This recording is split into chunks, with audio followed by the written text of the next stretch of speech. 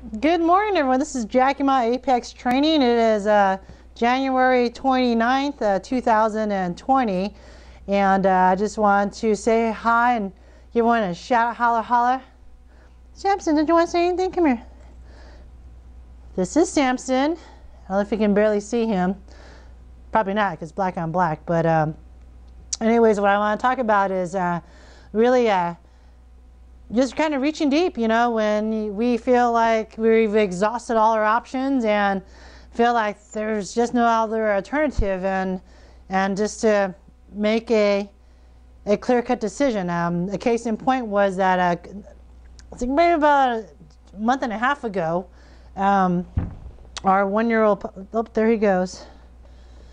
We actually have we have a dog. He's a half retriever, quarter border collie and quarter lab. You want to say hi, Sampson? So, but anyways, to make a long story short, now we got him about 8 weeks old in February, and at that point in time, he was just a little puppy. He's like maybe barely 12 pounds in body weight. So as he got older, he became more rambunctious to the point where he was like super mouthy and not aggressive in a malicious way towards like the kids, but he was just so overly exuberant. It was really hard for him to kind of control himself, to maintain his composure.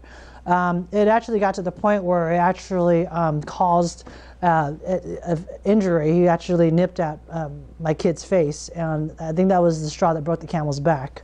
Hi, Sampson. And so, you want to say hi? You want to say hi? And so that was pretty much where I had to make the decision where we were going to put him up for adoption, perhaps even get him to a shelter if we weren't able to find someone to take over with his care and his life, you know, pretty much.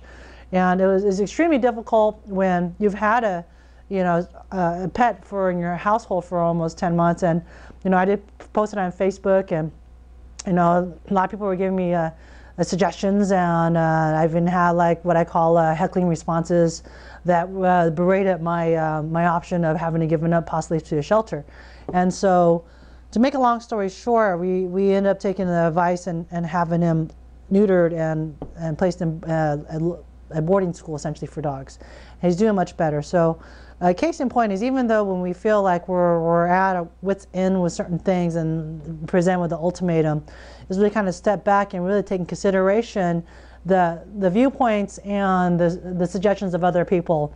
And maybe it may not be my viewpoint and my way of dealing with things. It's just that to just listen to a different perspective, and we may find a plausible solution through a collaborative effort. And there you have it. Ended with a happy ending. Our dog reunited with us a couple of weeks ago. He's a bit more chill and more responsive. He still has some tendency to regress to old habits, and I had to make sure he wasn't chewing on something he wasn't supposed to. What are you doing?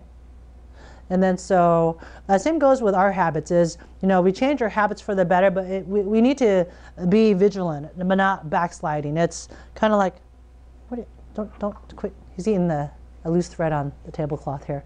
So just stay the course. You know, I've gotten back to like when you work out and you start feeling good and looking good and you're shrinking down or buffing up. He says, you know, I've been doing pretty good. I deserve a little something. And the little something becomes 2 little somethings and 3 little somethings, and then becomes something. It becomes a big deal.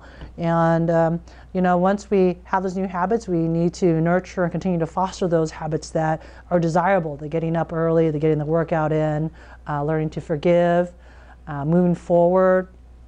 And, you know, because if we hang on to the past and we go forward to the future, it's kind of like you're kind of chasing 2 rabbits. You won't catch either, and you're kind of like in a conundrum.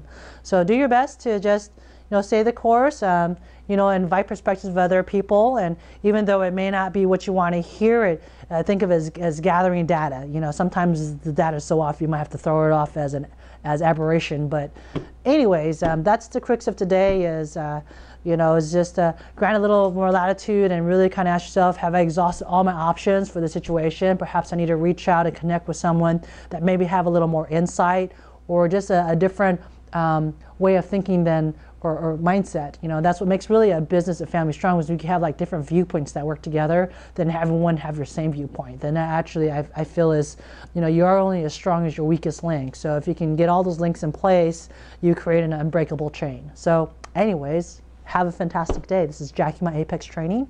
I will see you guys next week.